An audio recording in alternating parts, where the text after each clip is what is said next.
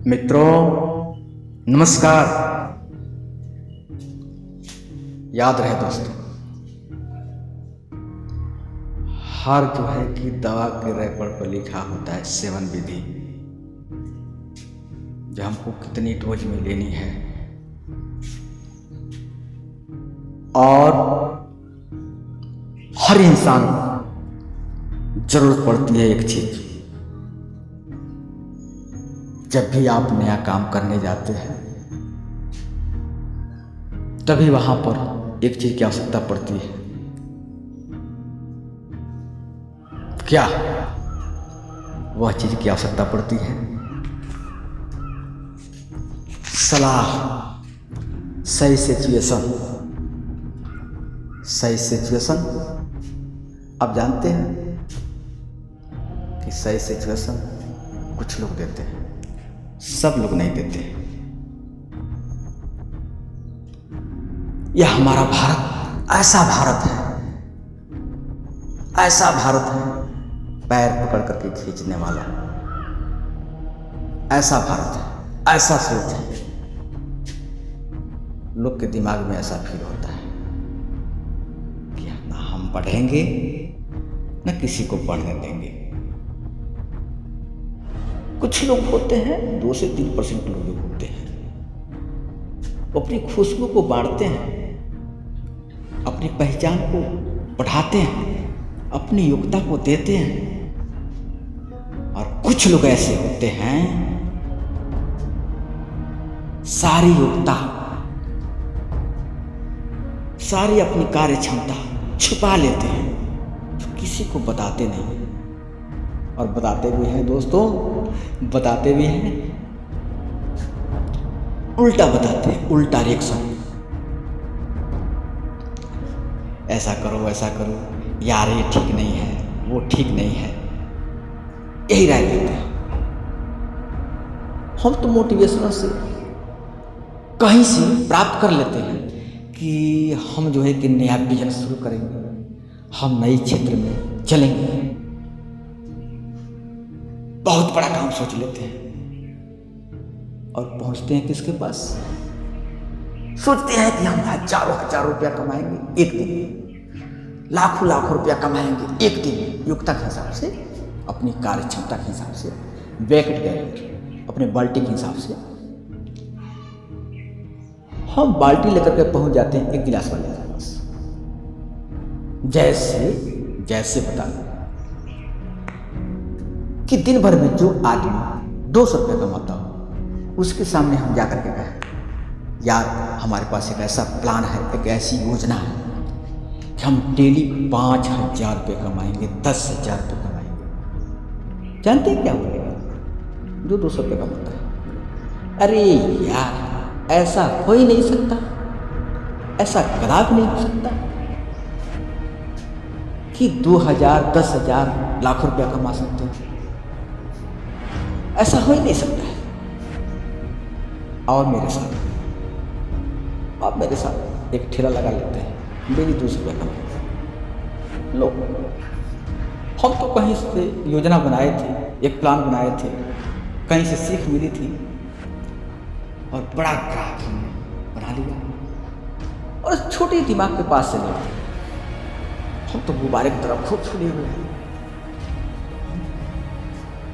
से कम 10,000 रुपया नहीं तो 5,000 रुपया तो कमाएंगे। और पहुंचे 200 रुपया कमाने वाले के पास, गुब्बारे की तरफ खूब फूले होते हैं और जाते हैं उसके पास, तो क्या करता है, थोड़ी सी कील जो है उसी में चुभो देता है, फिर से गुब्बारा जो है उसी जगह पिचक जाता है। पिता, ये हमारी चेतावनी है कि कभी भी वैसे लोगों के पास न जाएं, न राय लें, न कोई सलाह लें। नहीं, एक कहानी को मैं बताने जा रहा हूं। एक शिष्य का, एक लड़का जो है कि बिना माता पिता का था। वह जो है सोचा, कोई छत्र छाया नहीं थी उसके ऊपर, कोई अच्छा सिचुएशन देने वाला नहीं था। घूमते घूमते गया, एक देखा कि एक जगह 2-4 बुद्धिजीवी लोग बैठे हुए हैं, आपस में चर्चा कर रहे थे कि बिना गुरु का ज्ञान नहीं होता है और हर सफलता के पीछे किसी बड़े आदमी का हाथ होता है। तो सोचा कि हम भी एक सफल व्यक्ति के पास पहुंचेंगे और सफलता को हासिल करेंगे। उसने अपने दिमाग में अपने दिल में ठान लिया कि हमको सफलता हासिल करना है तो करना है। चल दिया, कई जगह गया लेकिन पसंद नहीं आया। लेकिन बच्चे को सबसे प्यारा होता है, क्या प्यारा होता है? खिलौना प्यारा होता है। कहीं फोटो देख लिया तो प्यारा लगता है, कहीं चित्र देख लिया तो प्यारा लगता है। एक चित्रकार के पास पहुंचा, बोले मेरा कोई नहीं है, मैं अकेला हूं, रुखी सुखी मिल जाता है तो खा लेता हूं, कोई कहता है तो कोई काम कर लेता हूं, क्या आप हमको अपने पास रख सकते हैं? चित्रकार बहुत खुश हुआ, बोला कि हाँ बच्चा, मैं तुमको रख लूंगा, लेकिन एक शर्त है कि जो मैं कहूंगा वो करना है। बोला ठीक है। उसने सोचा कि अरे यार, कहीं रहूंगा, घर भी नहीं है, मैं लवारिस हूँ, कम से कम खाना और रहने का ठिकाना तो मिल जाएगा। रह गया वहाँ पर, रहते रहते, देखते देखते, काम करते करते, चित्र बनाते बनाते काफी उम्र हो गई उसकी, कम से कम 40-45 साल का हो गया। उसके बाद करे तो करे, क्या करे? वो सोचा यहां से चला जाऊं कि न जाऊं। उसकी मन की भावना जो है, जो गुरु था, चित्रकार था, वो भावना जो है कि पढ़ना शुरू किया। आखिर में वजह क्या है कि कभी कभी हमारा शिष्य उदास रहता है। तो उसने पूछा कि तुम्हारा उदासी का कारण क्या है? पहले तो छुपाया, लेकिन कठिन प्रयास के बाद उन्होंने बताया कि गुरुजी, हमारा तन तमन्ना कर रहा है कि मैं एक बार अपने गांव को जाता, थोड़ा देख लेता। तो गुरु ने बोला, यूं मस्त जाओ, तुम यार बहुत बड़े कलाकार हो, तुम्हारी कला को कोई दाब भी नहीं सकता, तुम हमसे अच्छे हो गए। क्योंकि मैं बूढ़ा हो गया हूँ, हमारा दिमाग कई जगह काम नहीं करता है, लेकिन तुम्हारा दिमाग बहुत तेज है। तो बोले कि ठीक है जाओ। तो बोला कि आज तक मैं आपका सेवक किया, क्या आप हमको देंगे कुछ?